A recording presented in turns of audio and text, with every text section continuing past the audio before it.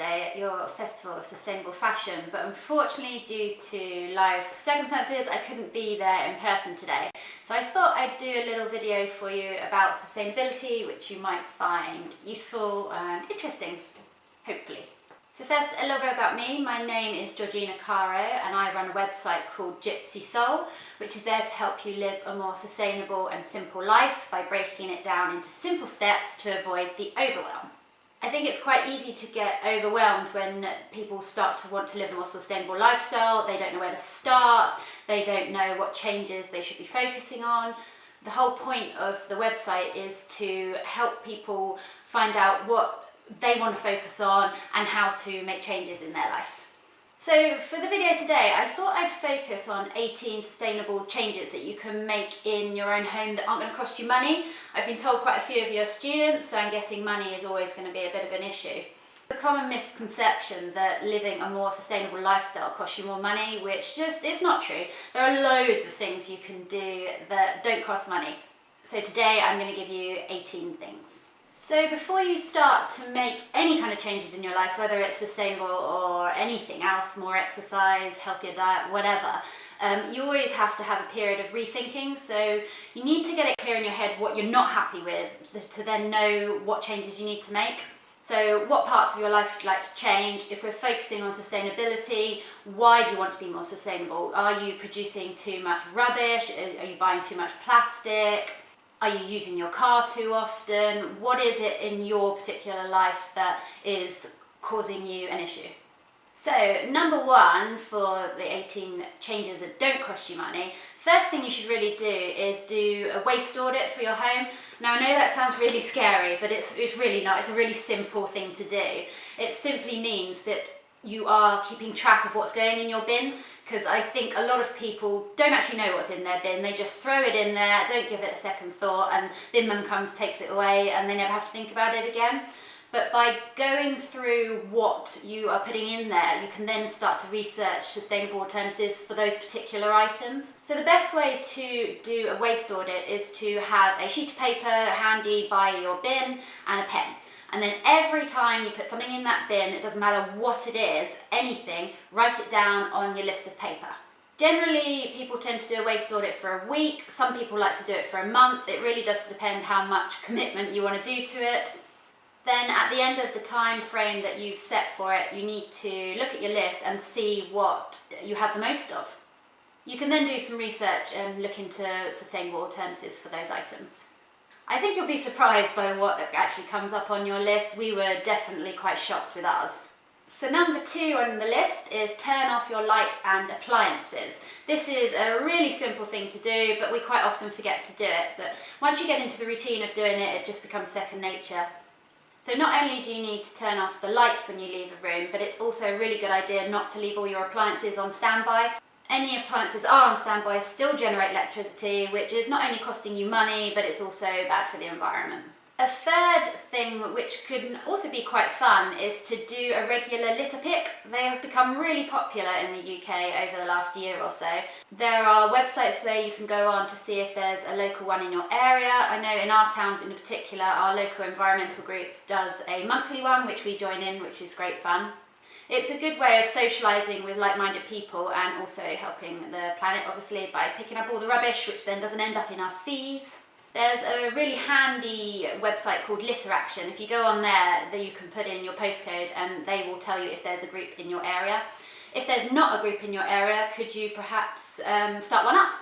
So number 4 on my list is to air dry your clothes. The tumble dry uses a lot of electricity, which is also costing you money by increasing your electricity bill. So if you can reduce the amount of time you're using it, you're going to save yourself money as well as help the planet.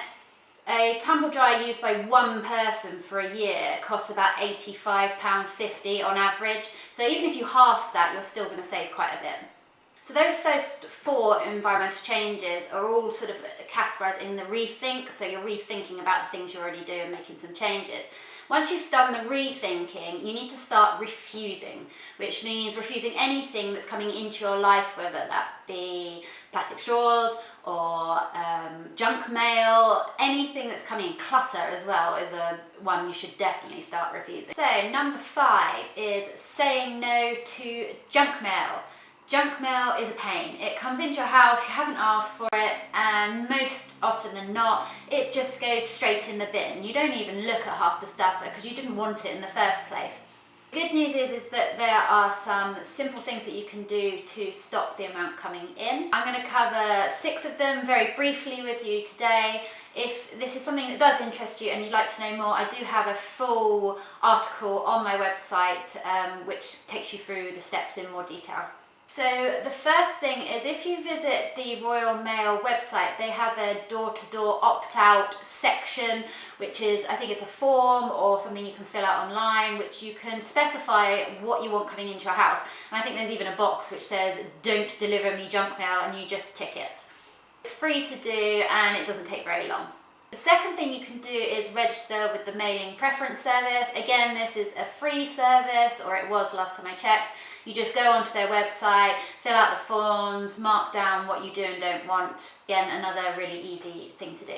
You can contact the Your Choice preference service for unaddressed mail. Again, it's a case of filling out what you do and don't want to receive. If you go to their website, you'll be able to find out more details there. If the junk mail that's come through has a return to sender address on it, you can do just that. You can put it back into your mailbox and just write on it, return to sender, I didn't want this mail, basically. By doing that, hopefully the sender will then take you off their mailing list. You can also contact the sender, so if you're getting junk mail coming through that is from a particular brand or a company, you can look online, find out their email address and email them and ask them to stop sending you the items. The last thing you can do is put a sign up on your door saying no junk mail. Some people have the little stickers on their letterbox. Other people like to have those plaques beside their doorbell. Whatever it is, just put something there and that should stop the remaining bits of junk mail coming through. As I said earlier, I do go into more depth about this on my website, so if you are interested in this, then go and check that out. Number 6 is a really easy one. It's say no to plastic bags. A lot of people are already doing this, especially as most supermarkets and shops are now charging for the bags. So you're going to save yourself money by taking your own reusables. The one thing when I mention this to anyone though is that they never remember to take their own bags with them. So we got around that by, when I come in with the shopping in our reusable bags, I unpack all the shopping and then I put the bags back in the hallway right in front of the front door and leave them there until I go out the next time. That way, as I go out the door, they're right there, I pick them up, put them back into the boot of my car and they just live in there. So then when I'm at the shops the next time, I just go into my boot and they're all there ready for me. I also like to keep the canvas type tote bags, I guess you call them, which you can roll up and put inside your handbag. So I generally have about 3 of those rolled up in there at all times for those random shopping when you need milk and don't want to have to buy a bag. Number 7 is another say no, and this is plastic straws. I think a lot of businesses have got on board with this over the last year, and they generally have those paper straws now in bars, pubs and clubs instead of the plastic ones. They're still not 100% great because they still have an environmental impact, but they're a lot better than the plastic ones. But to be even better, if you don't need a straw, I know that some people do. If you don't, then just remember to say no when they're pouring the drinks, because sometimes those bartenders just stick them right in there before you've even had a chance to say anything. So once you've had a rethink about some of the sustainable changes you'd like to make in your life and you've started to refuse, it's then time to start reducing. And when I say reducing, I mean reduce everything. Which leads me on to number 8, which is use up your leftovers. So reducing your food waste. Food waste is a really big issue in the UK, and it really doesn't need to be.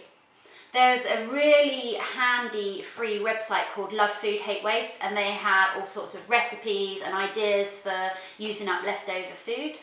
Personally, we use up pretty much all of our leftover food.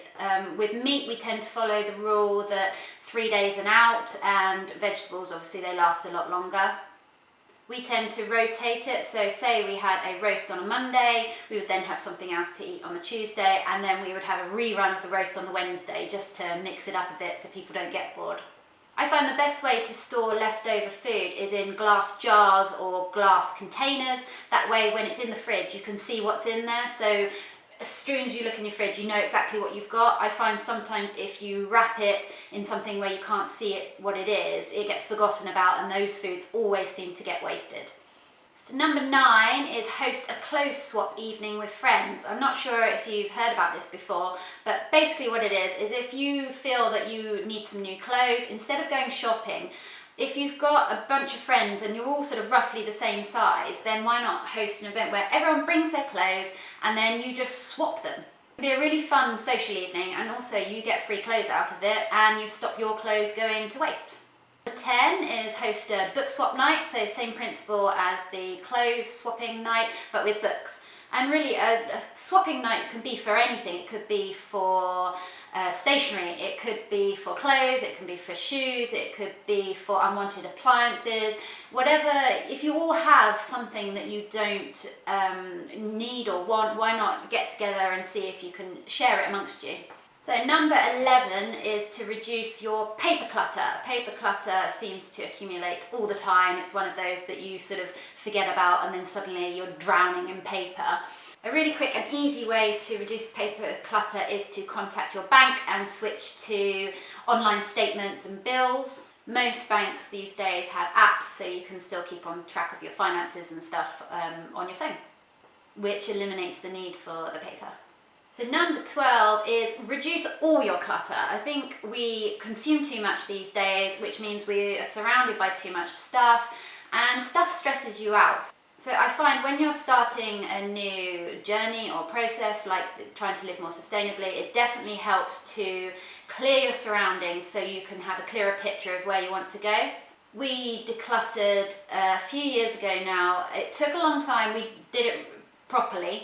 And it was life-changing, it really was. Our home is so much more organised, I have so much more time to focus on the things that are important to me. I would definitely recommend doing it. One thing I would say though with decluttering is please don't just throw it all in the bin. A lot of your stuff can go to other people that would want them. You can put them in charity shops, you could sell them on eBay or Pre-Love, places like that, and you're making a bit of money and you're stopping it all going to landfill.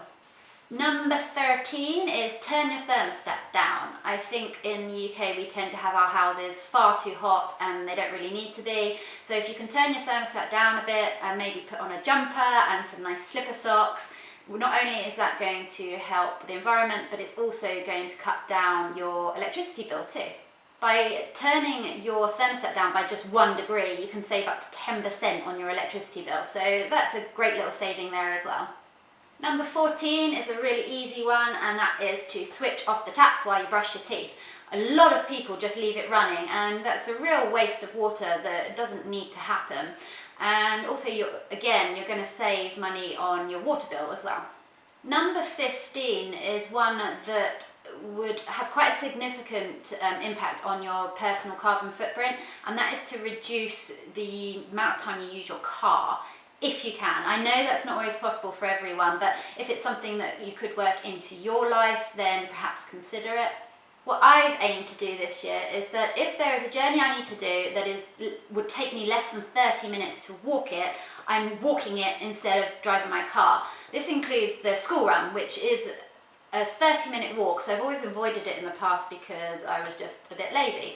But this year I'm determined we're going to do it. We've already started, and I've already started to notice that I'm saving money on fuel. If it's not possible for you to walk a journey, could you perhaps use public transport instead? Number 16 is don't buy anything new for a year. This is a challenge that quite a few people have started taking up, and it's really interesting to see how they get on.